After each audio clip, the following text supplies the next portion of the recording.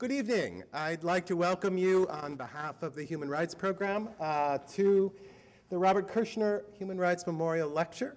It's a pleasure to see so many of you today. I am Mark Bradley. I'm a faculty member in the Department of History and also the co-chair of the Human Rights Faculty Advisory Board. We have just a few things that we'd like to do before we move into the lecture part of the evening. And in fact, I want to just tack one more thing onto what we had planned to do, and that is just to mention to people that there is, at this very moment, a human rights situation that's going on at the University of Chicago that 25 of our human rights students are involved in. They are holding a study in President Zimmer's office at the moment. We'll be doing that through finals week, and they claim beyond.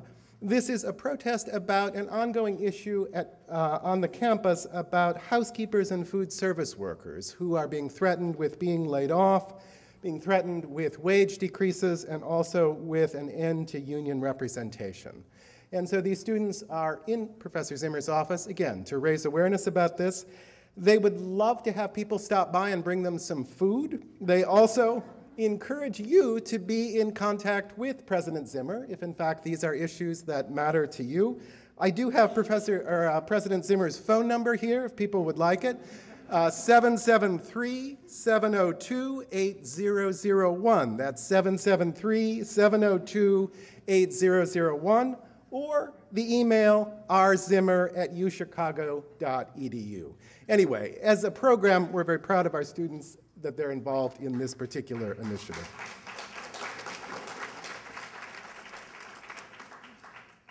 I'd also like to recognize a member of the faculty board of the Human Rights Program, my co-chair, John Schulman, who is unfortunately, well, happily for John, but unfortunately for us, leaving the university at the end of this quarter. And John, as a way of saying thank you for all you've brought to the program, we've got a book for you and a certificate of appreciation as well. If you could just come on up, and if people could.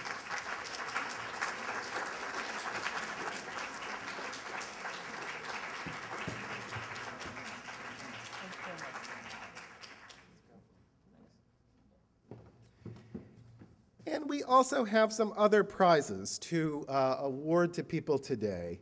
This is for the Ignacio Martin Barro Award. This is an essay competition that the Human Rights Program sponsors on an annual basis.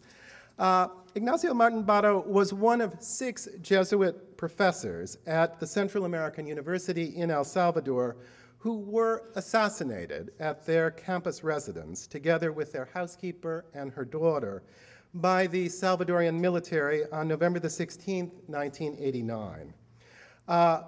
Ignacio Martin Barro received his PhD from the University of Chicago, in fact, in 1979, where he had worked to develop theories of social psychology. And after his death, his friends at the university established a fund in his memory, which is what supports the awards that we'll be giving today. Just to give you a little bit more context around this, the day that his colleagues were murdered, Bob Kirschner, whom the lecture is named and honored for, was at a human rights conference in nearby Costa Rica.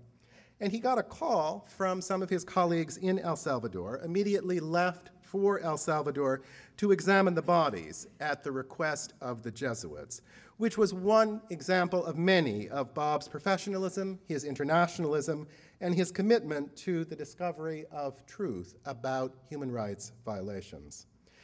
Just last week, a court in Spain, acting on a petition by the family and also relatives of the other victims, issued indictments and arrest warrants against Salvadorian military officials responsible for these murders.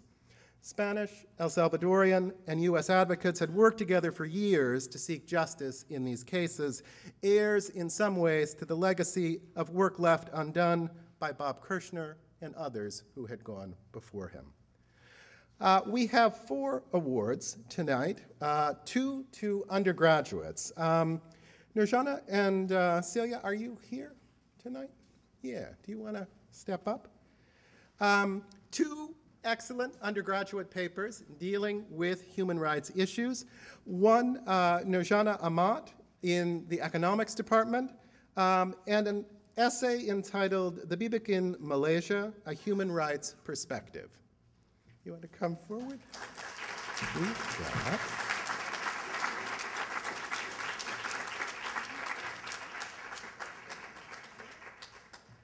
And a second excellent essay, this by Celia Kajer in Political Science. The title for this one, a little bit longer, the Inter-American Court of Human Rights in the Dominican Republic, the Problems of Implementation and Enforcement of Human Rights Standards.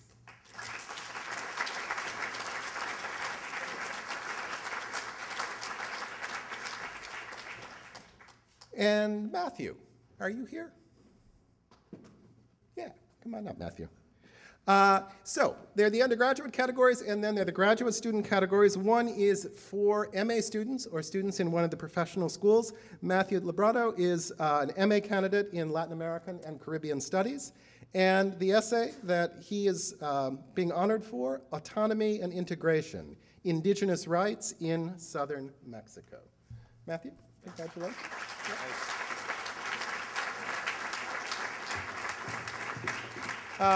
And Gabriel, are you here?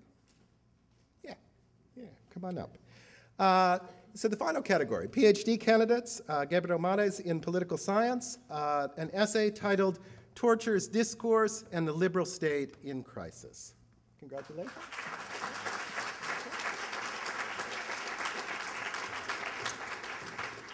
I'd also like to honor the recipient of the 2011 Isaac Wolf Human Rights Post-Baccalaureate Fellowship, who will be David Schumitzer.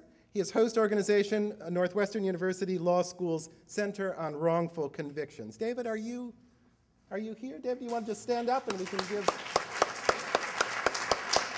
Congratulations. Now, do we have human rights minors who are graduating in the audience? Are there a few of you? Can you stand up for us, please? Yeah.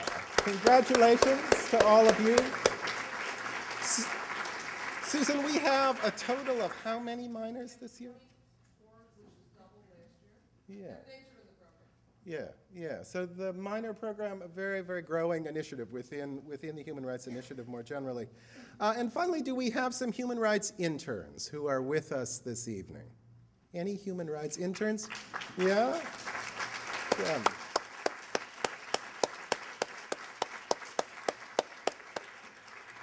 Very nice to have you here. And a final thank you to those of you in the audience who have contributed financially to the Human Rights Program over the course of the year. We're very much in your debt and very much appreciate the continuing support that you show for the program. We're going to switch people here now. I'm going to have Susan come up and introduce our speaker for this evening. Again, thank you so much for coming tonight.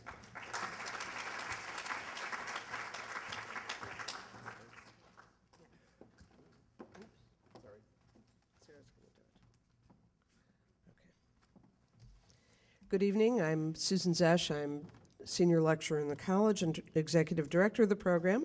Thanks to Mark Bradley, co-chair of our board of directors, for welcoming you tonight and recognizing the students. I want to make sure that we thank the staff, Sarah Moberg and Libby Bova and Jennifer Amos and the other students who worked on this, putting this program together tonight. This is the sort of work that when it is done well is invisible. If something goes wrong, everybody knows about it. If it's done well, you don't even think about it. So I want to acknowledge Sarah's fabulous work, not only tonight, but all year. She's really the soul of the Human Rights Program and makes sure that things happen, which is pretty important. So thanks to Sarah Moberg.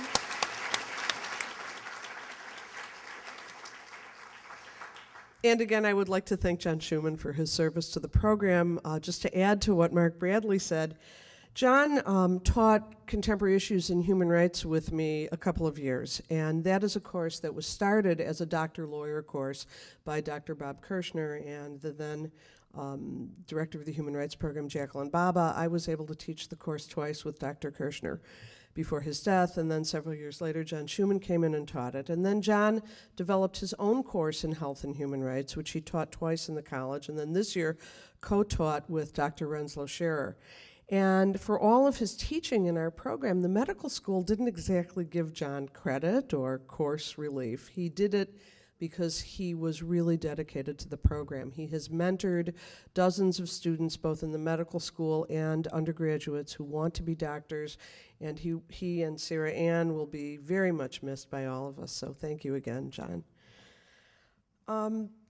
Turning to John Conroy, our speaker for this evening, the Kirschner family and the Human Rights Program invited John Conroy to give the talk this year, the Kirschner Lecture, to mark the conclusion of one more step in the long march to justice for the victims of torture perpetrated by Chicago Police Commander John Burge and then covered up and ignored by Chicago's political establishment for many years. And what happened this year, as many of you know, was the conviction in federal court, sentencing, and imprisonment of John Burge. For those of us in the Human Rights Program, these cases have a special meaning. Those of you who have read John Conroy's book and or just knew Bob Kirschner know that Bob was the expert witness whose work with the plaintiff's lawyers positively identified the marks and the testimony of Andrew Wilson as proof that he had actually been tortured. These cases are also important to us, although it might be sort of opportunistic to say so, as a teaching tool for our students. Why? Because these outrages occurred not in some faraway place at the hands of people who could be imagined to be nothing like us, but rather less than 4 miles from where we sit tonight, by people who might be very much like us. In fact, I found out through John Conroy's investigative journalism that I went to high school with John Burge. Because the campaign for justice has not been solved, this is why it's another good teaching tool. This is not a justice issue that has been solved by the magical intervention of one person. This brings to mind the recent scandal involving Greg Mortensen and the 3 cups of tea, who wanted to present himself as the lone savior of a whole bunch of people. Rather, as a lesson for our students, they learn from studying the history of these cases, and we read John's book, that what justice has so far been achieved has required the work of many. Organizations like Citizens Alert, Black People Against Police Torture, the families of the victims themselves, some of whom were finally released and then went to work on behalf of other victims, lawyers, and journalists like tonight's speaker, Carol Marin, Maury Posley, among others. And this struggle took place in many fora over many years. From the Circuit Court of Cook County to the Chicago Police Department's Office of Professional Standards, the Chicago City Council, the Illinois Legislature, the federal courts, the Inter-American Commission for Human Rights, the United Nations Human Rights Commission in Geneva, Switzerland. Some of the significant participants in those efforts are here with us tonight. Mary Power, who for many years has been running Citizens Alert, the organization that has done a tremendous amount to bring police abuse to the attention of people in Chicago. Dr. Jack Raba, who at the time was the medical director of Cook County Jail and noticed that the marks on Andrew Wilson were something particularly strange and different that needed to be reported. Lawyers Flint Taylor, John Stainthorpe, Chick Hoffman of the People's Law Office. Chick is now at the State Appellate Defender's Office, who represented Andrew Wilson and other Burge victims. Stan Willis, founder of Black People Against Police Torture, and the lawyer who went to the UN Human Rights Commission in Geneva. All of these folks participated along with the support of Dr. Robert Kirschner, John Conroy, tonight's speaker. There's some terrific quotes about John Conroy that I found online. I just want to read you 2 short ones. In 2008, the New York Times reported on the city of Chicago's agreement to pay $20 million to settle lawsuits filed by 4 former death row inmates who had been tortured by police officers and wrongfully convicted. The 4 men were among dozens of black men who said they were tortured, beaten with phone books, suffocated with plastic typewriter covers, while in police custody in the 70s and 80s. The stories of these men were first told by John Conroy. On Friday, this was back in 2008, Mr. Conroy received a note from Joanne Patterson, whose son Aaron Patterson had been nearly suffocated in police custody in the process of obtaining a confession that led to his wrongful imprisonment, which lasted about, I think, 17 years. Aaron Patterson's mother wrote to John Conroy, My son, tortured by the Chicago Police Department, would not be alive today, I believe, without your articles about police torture in the city of Chicago. You documented and wrote the realization of police torture of which we will never forget. You helped save my son's life, for which I thank you. In the Chicago Sun-Times in October 2008, John Conroy's work was saluted in an article which said, as a reporter for the Chicago Reader, John Conroy wrote more than 100,000 words about the police torture scandal between the time he started looking into it and when he was laid off in December of 2007 by the Chicago Reader. Although he would tell you he's only a bit player, Conroy was probably as responsible as anyone for keeping the police torture issue in Chicago's consciousness during that time. He wrote about it and wrote about it to the point that it probably wasn't good for his career because nobody likes a Johnny One Note. His editors suggested he move on to the next subject, and he tried. After all, he told himself, he wasn't having much impact, but he kept coming back. It seemed to be a matter of life and death, he explained. There were guys on death row that were going to die. The writer goes on to say, I don't mean to hold Conroy out as a hero. He wouldn't like that, and I promised him I wouldn't. He was just a journalist doing his job. We at the University of Chicago know that journalists have a special place in human rights advocacy. When abusive, dictatorial, or stupid governments wish to keep the public ignorant of the truth, it's not really first thing, let's kill all the lawyers.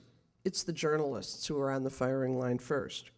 Whether it's TV, radio, newspaper, bloggers, video makers, they are the witnesses to atrocity all over the world and are the eyes and ears of the public. John Conroy is part of that proud tradition of speaking truth to power. John Conroy is not just a journalist. In addition to his book, Belfast Diary, A War as a Way of Life, he's written a wonderful book on torture, Unspeakable Acts, Ordinary People, that dozens and dozens of University of Chicago students have read in our courses. We use it as a text precisely because it gets the reader beyond the feel-good moment of, we all know we oppose torture, because it raises provocative questions about why torture continues to exist in a world in which it has been so long clearly and completely prohibited under law, and how torture happens in places nearby and perpetrated by people like us. John Conroy is a playwright. John Conroy, fortunately now, is being paid to do what he's good at, which is being an investigator for the Better Government Association. He is one of those people who has made a difference in the life of our city, who deserves to be honored by this university as much, if not more, than our newest senior lecturer at the Harris School of Public Policy. I'd like to welcome to the stage John Conroy. There you are. Oh, you came out from behind me.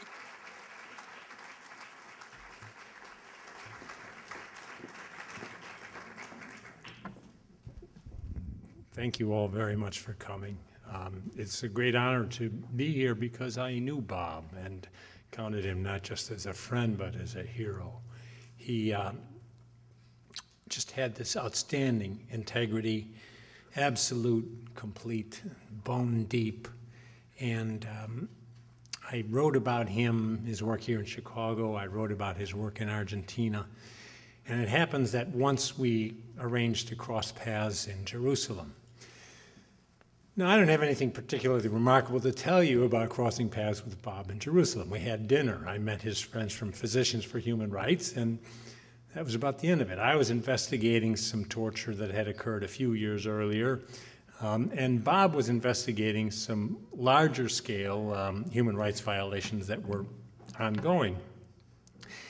And I mention it tonight only because, except in this crowd, I think I might have a hard time convincing someone that that the deputy chief medical examiner of Cook County would be in Israel on his own time, putting his reputation and probably some friendships on the line on behalf of some victims that a lot of people don't care much about.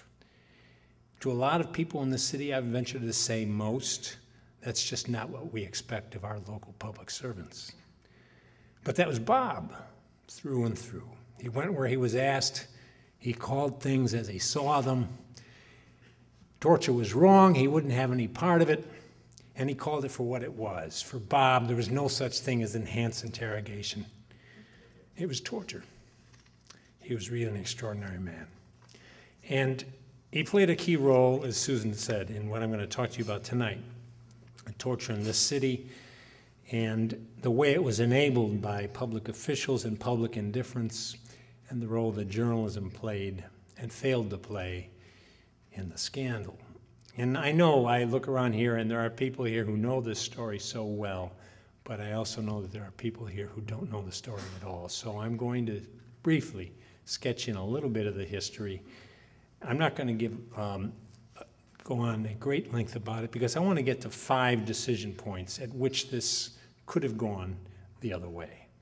And, but first, I want to start with the man who's at the center, which of course is John Burge. Born in 1947, he lived in a very modest house, very small place in Marionette Manor, which was an all-white post-war housing development on the southeast side here. And he went to Bowen High School, where he was active in the Key Club. He collected more than 900 cans of food for poor South Chicago families in 1964. His best grades were in the ROTC, the Reserve Officer Training Corps, which was run by 2 Army sergeants who taught the cadets how to shoot and handle a variety of rifles and handguns. Graduated from Bowen, went to the University of Missouri for a semester. He flunked out. Came home, enlisted in the Army Reserve, committing himself to 6 years of active service, 6 years of service, 2 on active duty, and after moving around on bases in the United States and Korea, he got his wish. He volunteered to serve in Vietnam. He was posted to a base called Dong Tam, and he was assigned to an MP company there. And during one such shell, this base was periodically shelled by the Viet Cong, and during one such shelling in January 1969, one of his fellow MPs was killed, 12 others were wounded, and Burge got the Army Commendation Medal for his efforts that night. The order announcing the award reads, "When his company area came under intense enemy mortar attack, Sergeant Burge, at the risk of his own life, repeatedly braved the flying shrapnel to evacuate wounded troops and fought the fires caused by incoming rounds." So what I imagine in him at this point is he's a brave young man, very gung-ho. He's working in a military police company whose responsibilities include processing, guarding, escorting, and transporting prisoners. Now, they're the police on the base. Those of you who've served in the military, you know that an MP, it's his responsibility. If a soldier commits a crime, it's the MP who arrests him. And under the Military Code of Conduct, anyone who mistreats a prisoner has committed a crime, and the MPs should arrest him. Does that happen? No. Instead, the MPs in this unit become involved in torture. I've interviewed several who served in the unit at the same time Burge did. One of them, Dennis Carstens, who became a postman in Minnesota, told me, quote, "We could do anything to them as long as we didn't leave any marks." Philip Wohlever, who became a policeman in Oregon, the company's 3rd highest ranking officer. When he took over that position, he invited himself to watch an interrogation, and they pulled out a field phone, a hand-crank device, communication device used by the Army. It generates an electrical charge when you turn the crank. And Wohlever recalled, he said to me, "I'm closing my eyes trying to visualize that room, but the pain, I know it's strong enough to where after a couple of jolts, you can fake a crank because the victim will be looking right at you." And the guy would go into convulsions. Third man I interviewed, a guy named David Radoy, told me about a time when he was building a new forward base with some other MPs. And one night, 11 soldiers went out on patrol, and they all got killed. And the soldiers who remained were very angry at the villagers for not having told them that the enemy was in the vicinity, and they brought in a bunch of villagers. And in Radoy's words, they wired them up. So Radoy's outside. And he says, at the time this is going on, who should arrive but Jimmy Stewart, the actor. He come in on 2 choppers on a glad-handing tour, and he come in basically just about this time. He come walking through shaking hands. When he walked up to where we were at and got to talking to us, for some reason or another, he wanted to look at the inside of the building. And we had to kind of steer him away from the building because we didn't, just don't know nothing, don't want to see nothing. That's it. But at that point, as far as we were concerned, after all those Americans died, it really didn't make any difference.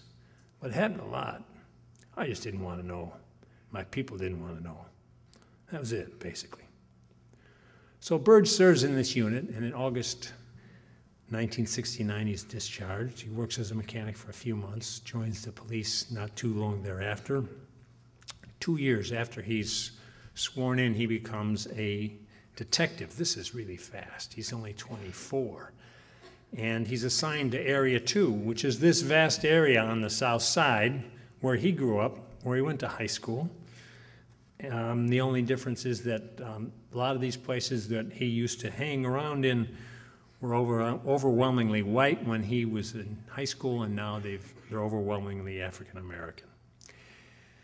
Now, at the time, police brutality was very common. If you look at 1973, which is the year after he becomes a detective, the Tribune does an 8-part series on police brutality. And it's just about that time. They were only talking about the patrol stops. They weren't talking about the detective division. And it's just about that time that Burge starts using electric shock.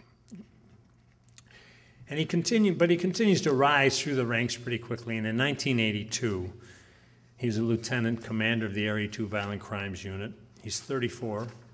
And on February 9th, 1982, a man named Andrew Wilson was riding in a car with his brother Jackie. They were pulled over by 2 policemen, and Andrew shot them both dead.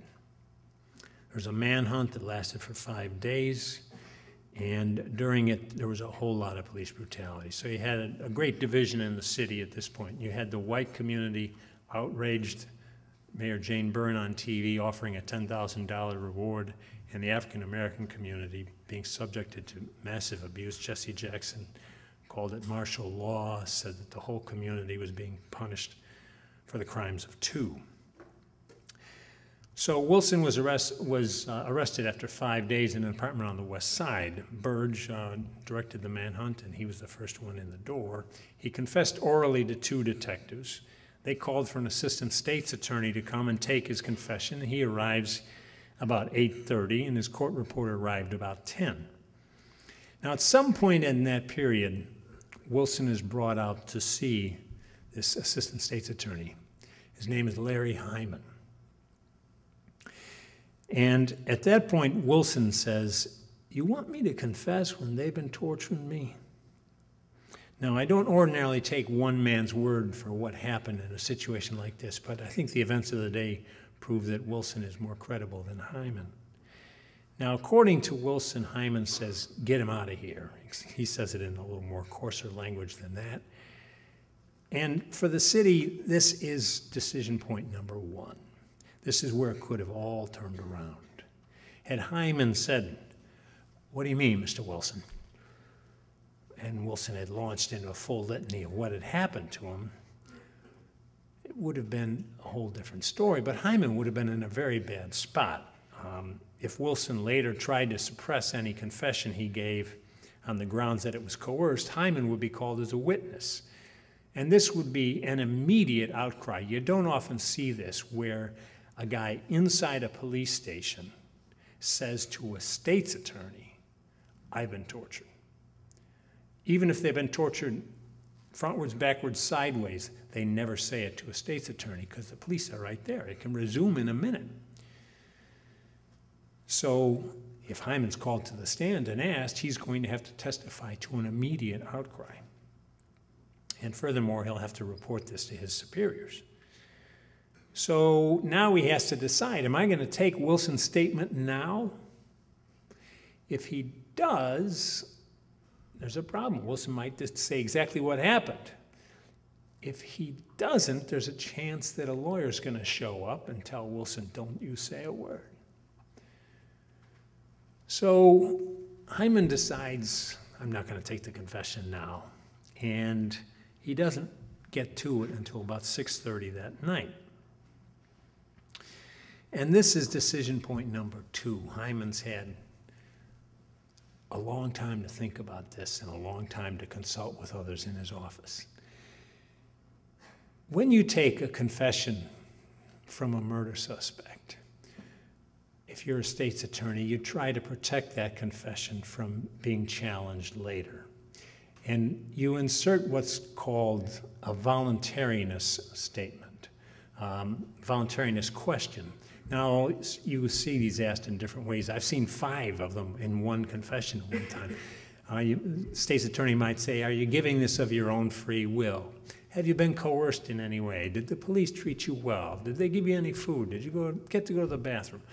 Everything aimed at showing that this guy gave this confession without any problem at all. So that later on when the guy realizes, oh God, I just confessed to murder, I'm going down the road for a long, long time, he's got no avenue to come back and say that confession was coerced.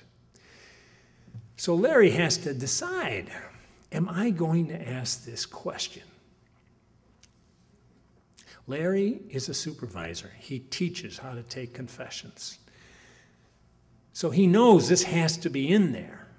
I once did a poll of 14 defense attorneys with 213 years of experience and 950 murder cases. I said, have you ever seen a murder confession that doesn't have a voluntariness statement in it? Never. So Larry's he's got a real dilemma here. He asks the question, he's in trouble. He doesn't ask the question, he produces a remarkable document that's going to telegraph right up the chain of command. Problem. Something happened here and Larry knew not to ask the question. So what did Larry do? He doesn't ask. So what happens after that?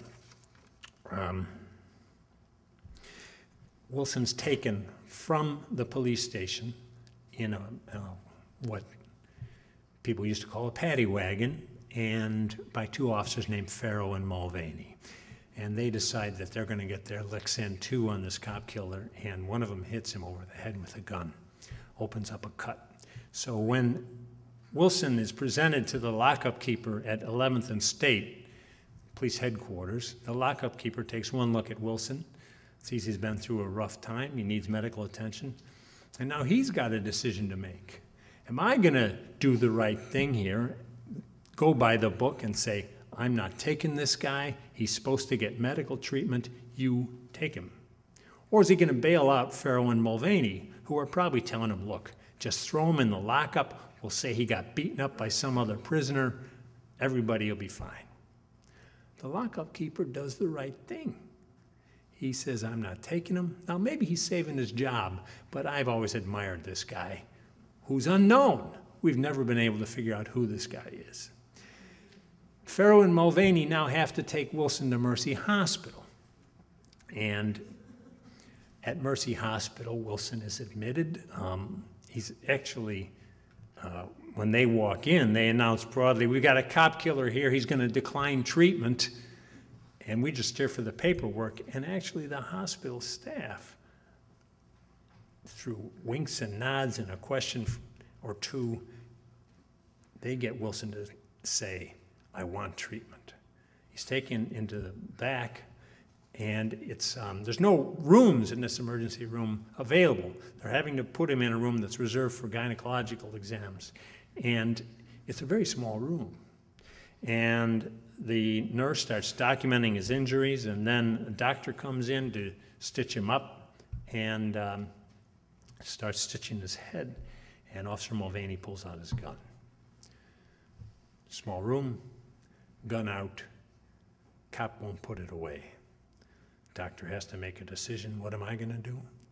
He says, I'm not going to continue with that gun out, and he leaves. When he comes back, Wilson declines further treatment. But what's been accomplished here is that Wilson's injuries have been documented. This is crucially important later on. Now, this is what, so Wilson spends the night in the lockup, and the next day he arrives at Cook County Jail. This is his intake photo, the bandage applied at Cook County Jail.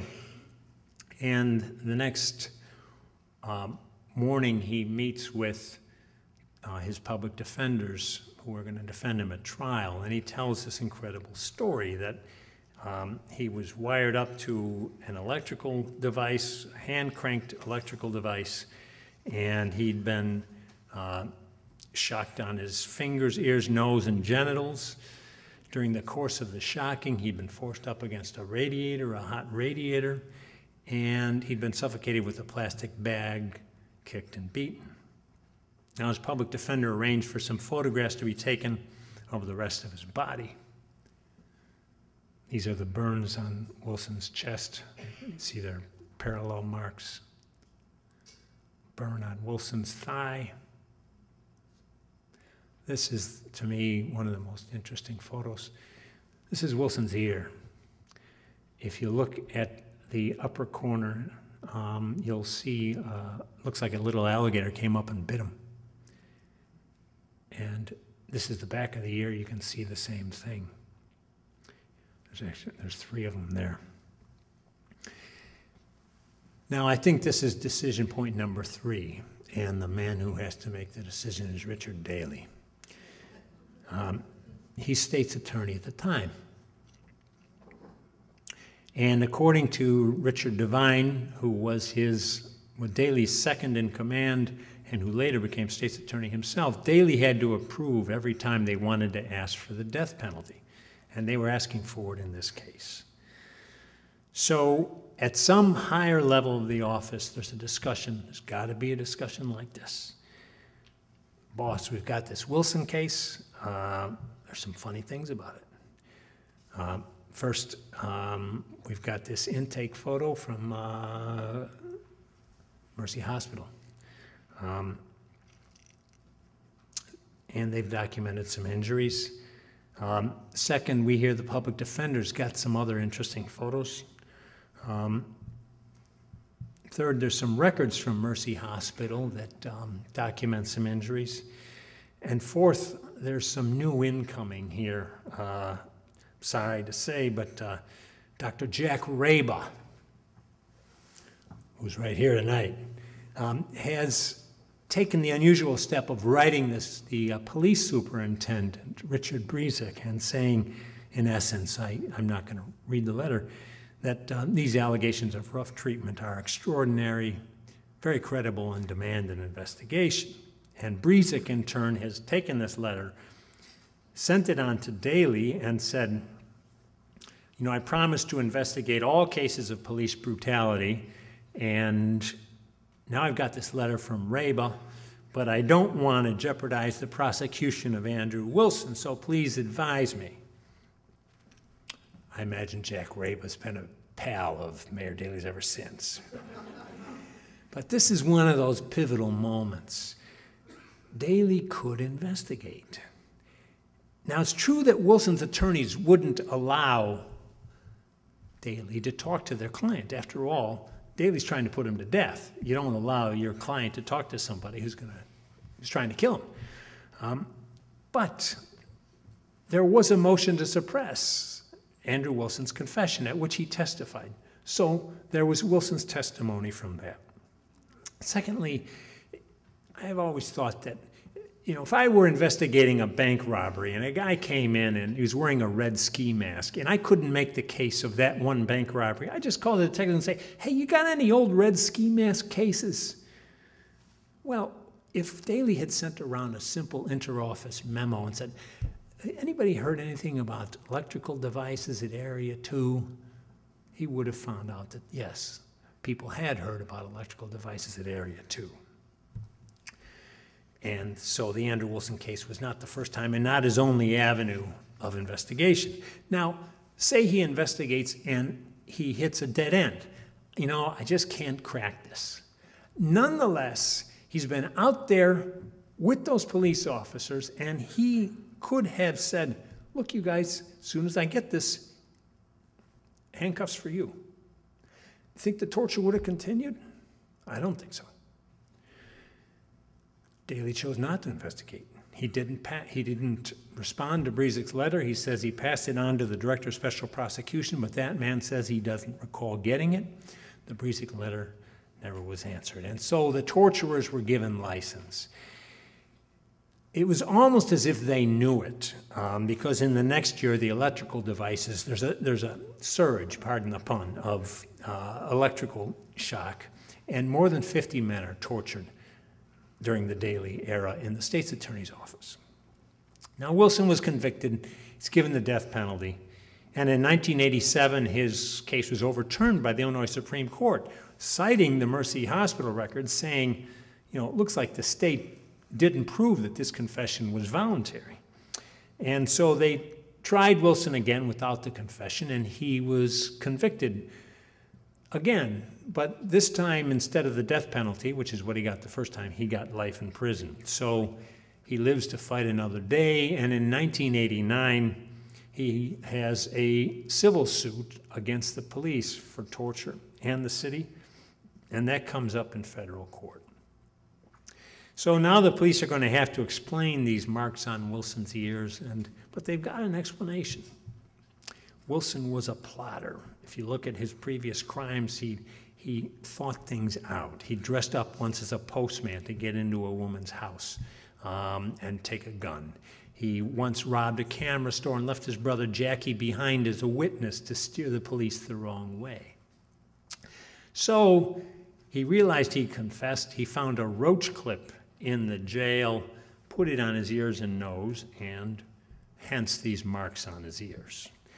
And those aren't burn marks. We have a burn expert who will tell you that those are abrasions and that he got them probably when he dove over the car to shoot the second officer.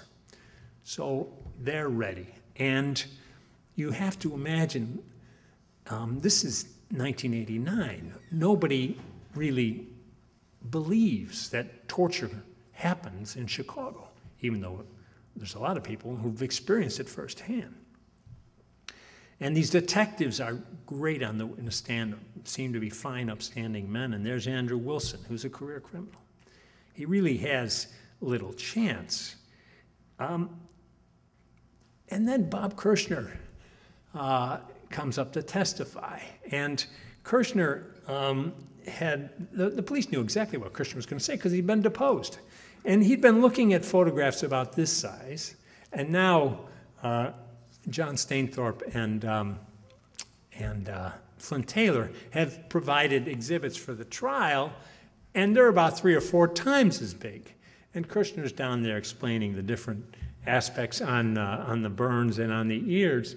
And he points to one of these earmarks, and he's describing it. All of a sudden he says, oh, I'd never seen these blown up this big before, but if you look at this mark here, it's out of line with the others. He says, that's not a puncture mark. That's a spark burn. A roach clip found in the jail has no electrical charge.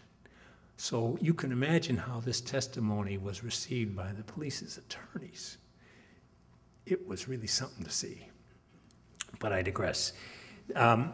During the course of this trial, these anonymous letters started arriving, addressed to Wilson's attorneys, and they said that Wilson had confessed before he was tortured that the electrical devices belonged to Burge and that he had used them before, and that Wilson's attorneys should talk to a man named Melvin Jones, who's now in Cook County Jail. I'm going to actually pass these around. You may not all get a chance to see them, but I've highlighted a few things that are kind of interesting in them. Several witnesses were severely beaten in front of the chief of detectives, the superintendent of police, and the state's attorneys. You must remember they all knew, this is all the officers, as did all the state's attorneys and many judges in private practice. These come in police department envelopes, and they're clearly written by an insider at Area 2.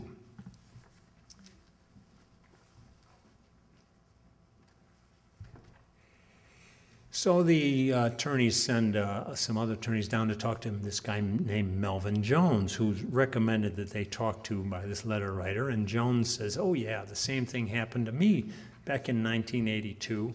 Turned out it happened 5 days before Wilson was arrested.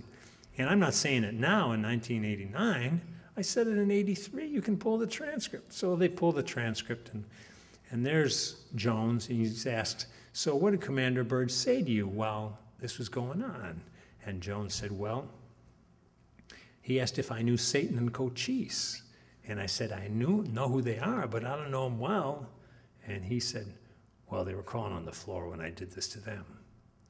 So now the lawyers have Satan and Cochise, and they go and find them. They're down in Stateville, and they say, oh yeah, same thing happened to us, and happened to Lawrence Perry, and it happened to George Powell, and it happened to Maurice Powell, and so now instead of one torture victim, there are 9. And later there are 18, and then there are 28, and then there are 56, and now it's at 112. These are just guys we know about. There are many I'm sure we don't. But one of the interesting things about these letters is that they provide a roadmap for an investigation, because they outline what detectives are with Burge and what detectives don't like him.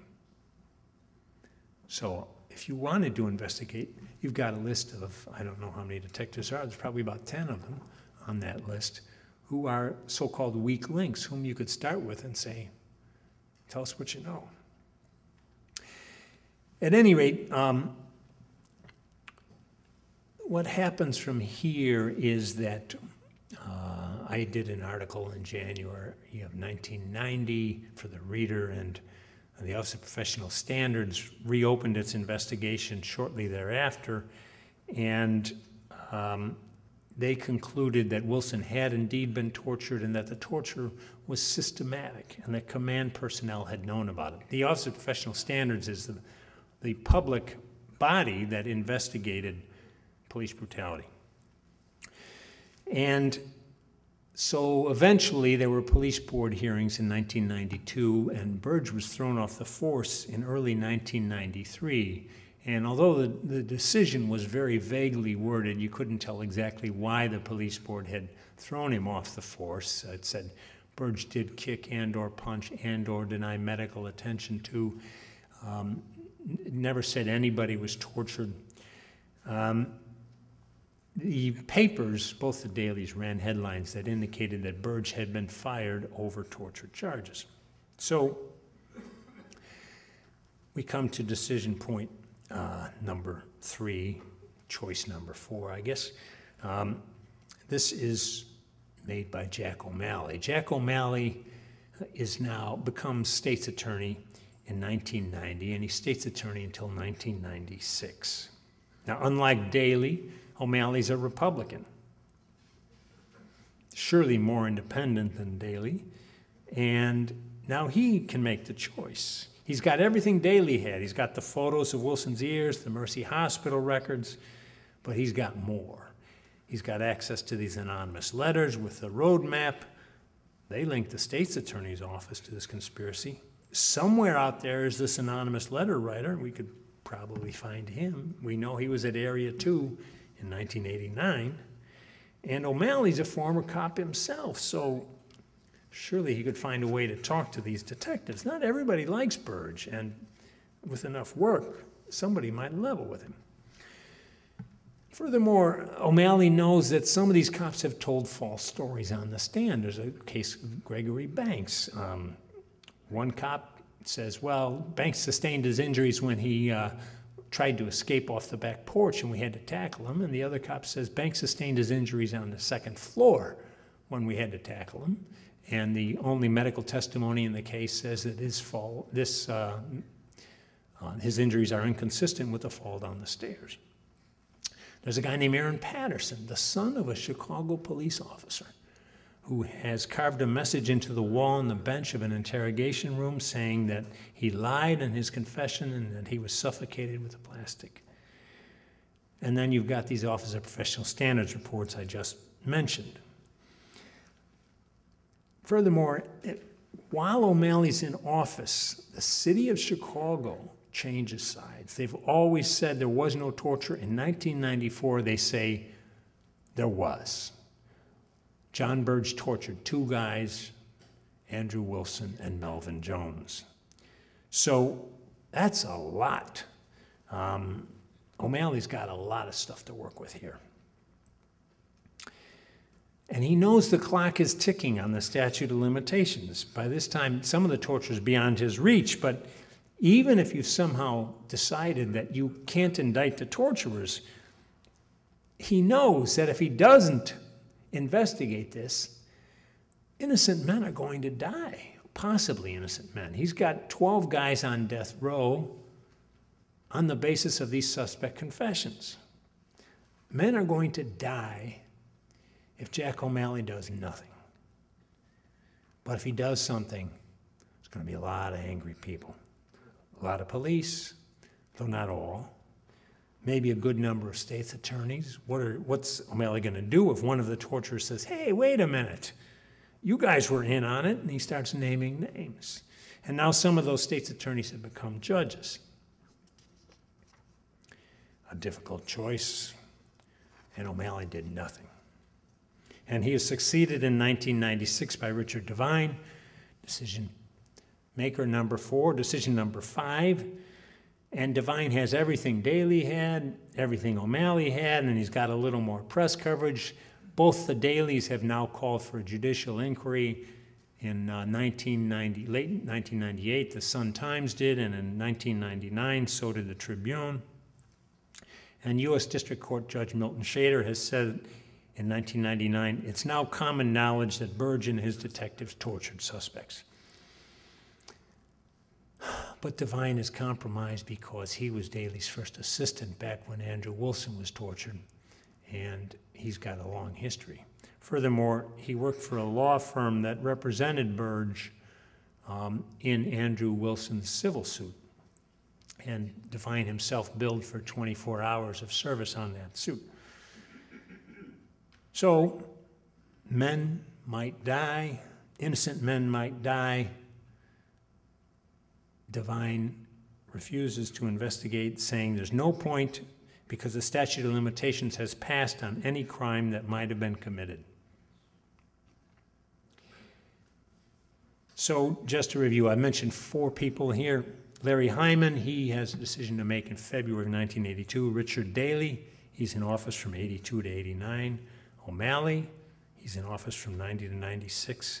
And Devine, 96 to 2008. Let me just remind you what happened since then. Moved by the Tribune series on the death penalty and its flaws, and by his own fear of putting to death an innocent man, Governor Ryan declared a moratorium, and on his second to last day in office, Ryan pardoned 4 men who said they'd been tortured by Burge's detectives. And Ryan said he believed that they were tortured and they were innocent. Now, all 4 of these men had at one time had been given death sentences. One of them was technically not on death row. He was back for a sentencing hearing. But nonetheless, this is a remarkable incident in American history. 4 men pardoned by a governor because they were tortured by the police department. Now, for doing this, Ryan was denounced by Attorney General Lisa Madigan for interfering with the judicial process, and Richard Devine said the 4 men pardoned were evil. And the day after he pardoned those 4 men, Ryan commuted the sentences of everyone else on death row, so they all got life sentences instead. 5 years later, in 2008, U.S. Attorney Patrick Fitzgerald indicted Burge 35 years after the torture began. He was indicted for perjury and obstruction of justice in the civil suit filed by one of the 4 men who'd been pardoned by Governor Ryan. And he was convicted last summer, went to prison for a 4.5-year term in March. After Ryan's pardon, some victims of the torture finally started to prevail in court, not in a group, No prosecutor has said, you know, in the interests of fairness, we're going to give all these guys new hearings. Nobody said that. Every guy's had to fight his own battle. About 10 of these men have since trickled out of prison. The latest one, Eric Kane, was released just a few weeks ago. There are still about 20 men in prison on the basis of these confessions that were tortured by detectives under Burge's command. Most of the men who are out, who have been tortured, have never received any compensation. So that's where we are today. I think this speaks to a near total societal failure, long-lasting and ongoing.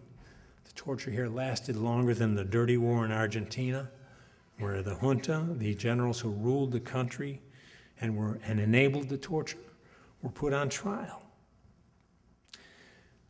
Same thing in Greece. The torture in these countries was more widespread. Yes, the human rights violations were on a grander scale, but in some ways that should have made our local problem easier to deal with. You're dealing with a smaller group of people responsible, concentrated settings, no fear that the prosecution of the people responsible will result in a coup d'etat by the army or the imposition of another dictatorship. And I think many sectors of Chicago society have contributed to this failure. The clergy, with some notable exceptions, have been largely silent. There have been a hard core of dedicated activists, Mary Powers, chief among them, who've grown gray in their efforts on this. But civil society, on the whole, has been disengaged. God knows there are lawyers here tonight and others who aren't, who've beaten their heads against the wall for decades now. I don't know how they keep doing it. And they and those activists belong in some Chicago Hall of Fame. But the bar associations have done nothing. In 2008, the Chicago Council of Lawyers, a group I admire, gave Richard Devine an award for his commitment to justice. Devine is now teaching at Loyola's Law School. O'Malley's an appellate court judge. Daley, as you all know, has joined the faculty of this university. Larry Hyman, the man on the spot in 1982, who could have stopped it all 29 years ago, is a practicing attorney. Now, I'm not one to demand scalps, but I think that when a society has gone this far astray, a public accounting is called for. Some public registration of the horror of both what happened and that thousands of people went along with it. I think that auditoriums across the city should be filled with efforts to understand how so many citizens looked the other way, how so few raised a voice to stop this, much less put their name, their job, their reputation on the line like Bob Kirschner did. We tortured by the score, electrical shock to the genitals, suffocation with plastic bags and typewriter covers, mock executions, hanging by handcuffs, burning with radiators. We were ready to kill a dozen men. We enabled the torture, we promoted the torturers, and when they retired from the police, we gave them jobs in other public bodies. The police supervisors who knew or should have known certainly haven't lost any sleep. And I'd say the same for the judges who turned a blind eye and the line prosecutors who must have known then and certainly know now that they asked for the death penalty and lengthy sentences on the basis of tortured confessions and perjured testimony from police officers. Could it happen again? No question in my mind. Today, more than 2 decades after this scandal has been exposed, the truly bad officers on the force are protected from public exposure. Now, I think that most officers on the Chicago Police Department are really trying to do a good job, and I don't have any problem with them. I think they deserve my thanks. But we protect the bad ones. Even a majority of the city's aldermen can't find out who they are. They tried a couple of years ago, couldn't get a ready-made list from the Corporation Council. Let me just walk you through this. I want to throw a few things at you about how we protect these officers. We now have the Independent Police Review Authority. It's replaced the Office of Professional Standards. It's the watchdog agency under the mayor's office that investigates police brutality and police misconduct, although not police corruption. That's still internal affairs. Now, the Independent Police Review Authority publishes its findings online, and if you go there and read, you can see some really brutal treatment of citizens. But they are prohibited from publishing the names of the officers because of the clause in the contract we have with the Police Officers Union. Now, the office I just referred to, the Independent Police Review Authority, they refer cases to the state's attorney's office for prosecution. And if you look at those referrals, the board does not follow the police department's recommendations. In other words, when the police superintendent is trying to get rid of a bad officer, when he's trying to send a message to the rest of the force that I'm not going to tolerate this behavior, most of the time the board says, tough, no, and we're not going to tell you why. So given this, I'm driven to what for me is a heartbreaking conclusion, which is that journalism has failed, journalists have failed, and I've failed here. I think the failure started a long time ago, back in '82 and '83, which predates my time on these cases. But what I first personally feel responsible for is the coverage since '89, when the torture finally reached the edges of the public consciousness with Andrew Wilson's civil suit in federal court. In the last 22 years, I and the other journalists who've covered this have failed to convey what happened in a way that would ignite the appropriate public and governmental outrage. I think the lack of that outrage and the absence of any significant reform is ample evidence of this.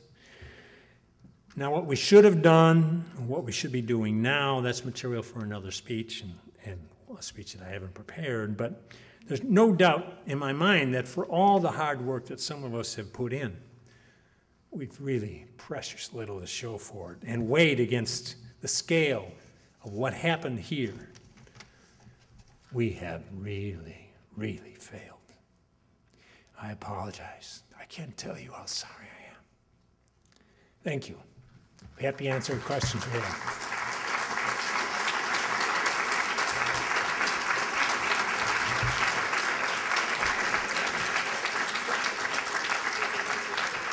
Oh, there's a microphone right here. If you can get to it.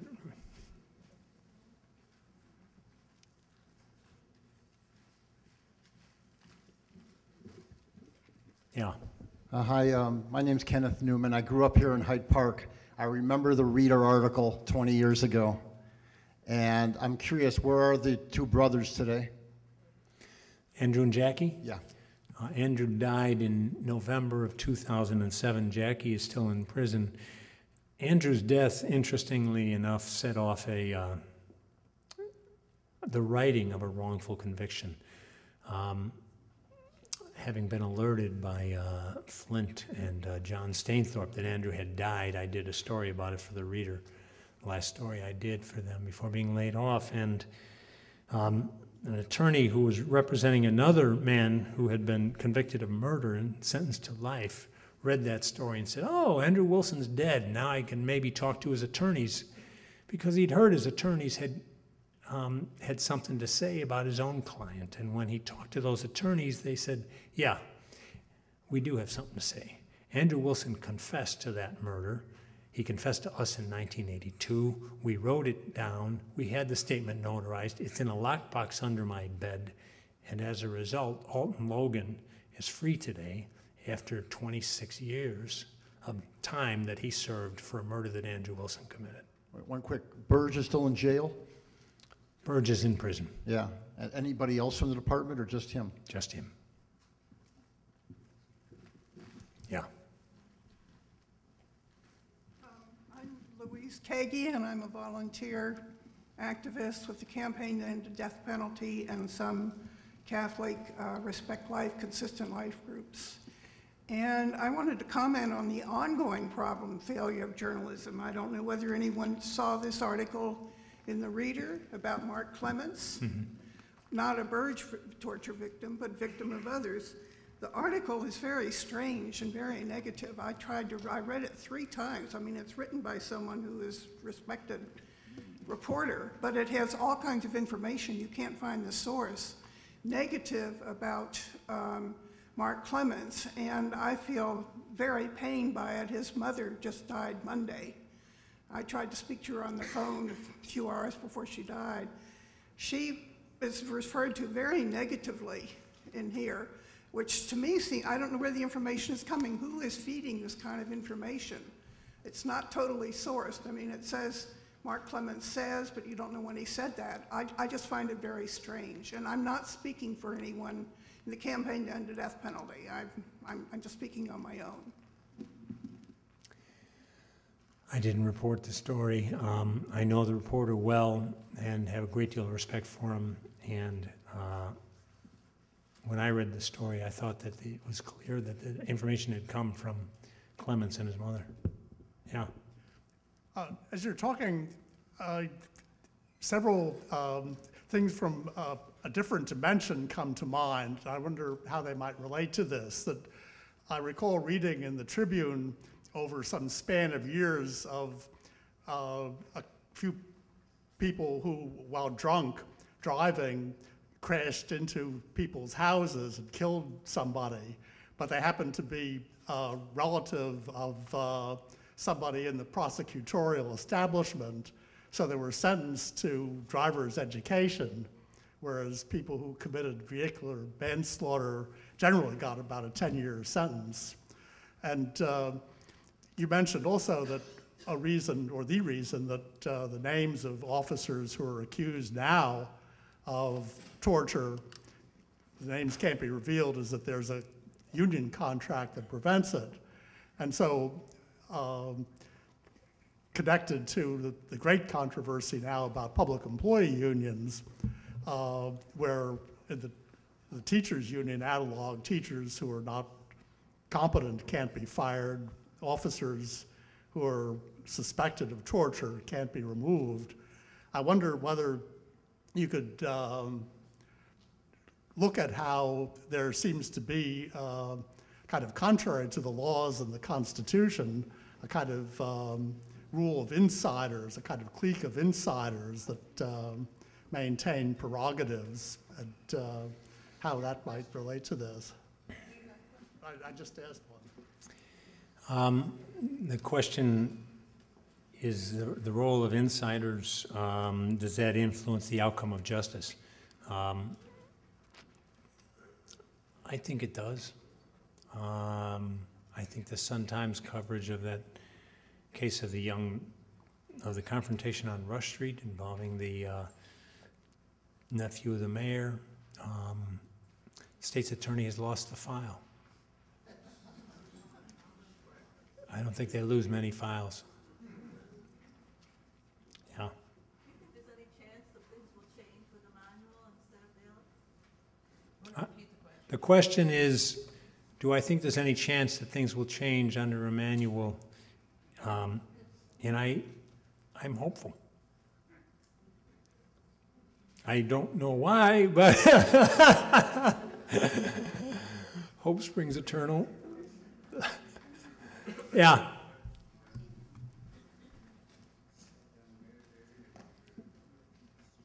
I think we have 2. That's okay.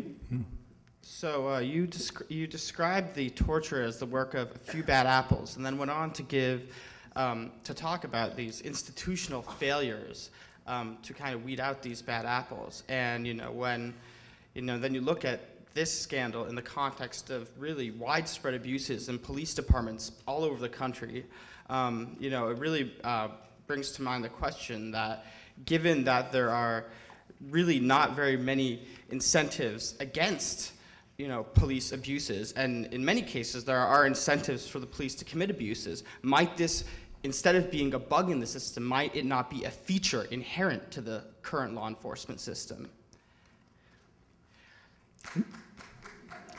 It might be. I don't know. I haven't risen to that level of analysis, but it sounds possible to meet. Hello, my name's Greta Holmes. Hi, Greta. I'm with the Campaign to End the Death Penalty. And it's been my observation that the clergy sit on its behind. Doesn't really quite do enough. Doesn't hardly do anything, but Flager and some other priests, some other clergy people. What is it you feel you failed in doing that you might have done to put the fire in their derrieres? Well, I don't know that I ever thought about how I'm going to ignite the clergy.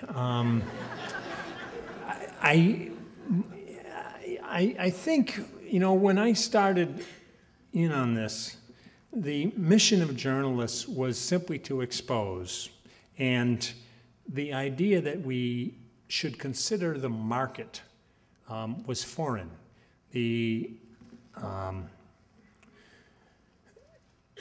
How to sell an idea, how to move that idea onto the public agenda and ensure that it gets discussed and that the appropriate people know about it and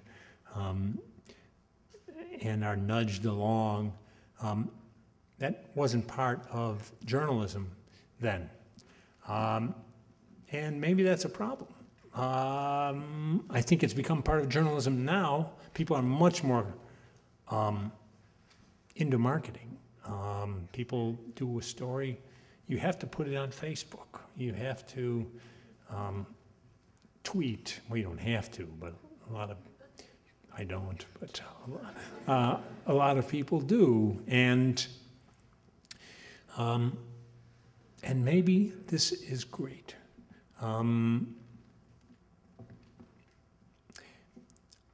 I have to give this a lot more thought, but I don't know. And frankly, you're asking the wrong guy because I've been unable to light any fires, despite my good intentions. But I'm going to give it some more thought. Yeah. In spite of downloading pounds of paper, I have been unable to find out whether the Ramparts scandal resulted in mass bringing forth of people who should have gotten new hearings or new trials. And I was trying to compare it with what happened in Chicago and Illinois on the wrongful convictions business and the torture business. And I'm just wondering if you know whether in Los Angeles they brought these cases back up in a mass way, or did they do what we did and just let them try to languish one by one? No, it's quite amazing. She's referring to a scandal in Los Angeles in the Ramparts Police District in which officers were framing suspects.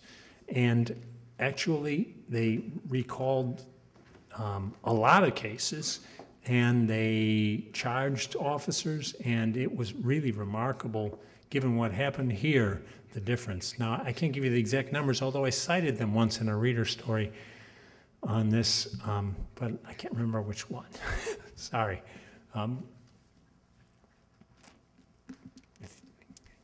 Sorry. I was going to tell you one more question, but then Flint's up there. Okay, just a couple more. Yeah. Thank you. How do you feel again about the recent motion for felony convictions to be charged against citizens who use visual media against police officers? I think this is a big mistake. Do you possibly know of any motions or organizations that are doing anything to fight that motion? I don't know of any. I wish I could rattle some off, but I don't. Oh, the ACLU. ACLU. The Thank you. ACLU, yeah. Yeah. Right. Thanks, Susan. Flint. This is Flint Taylor, who defended Andrew Wilson. He is the gatekeeper for people in the city, out of the city, internationally. You want to know how many guys there were, which cops were involved. This is the guy who's got, he's the man. There's nobody else. Go ahead. Thanks, John. John and I we love each other, and we've been involved in this for many, many years. And I first want to say, you are a hero. and you shouldn't deprecate yourself.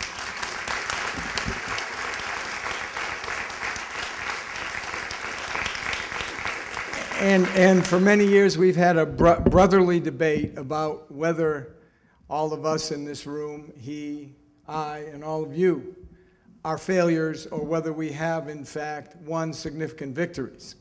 And we'll probably have this debate when we're too old to remember what our names are. But I want to say that I, this past month, went to Butner Federal Correctional Center. And I went there to visit none other than John Burge. And I visited him pursuant to a court order to take his deposition. And I took his deposition, and the man was in a jumpsuit. The man was behind barbed wire. The man was complaining about not getting his medication. In other words, the man is a prisoner. The man, because of all the work that you did and all of you did, is behind bars. And that is a significant victory.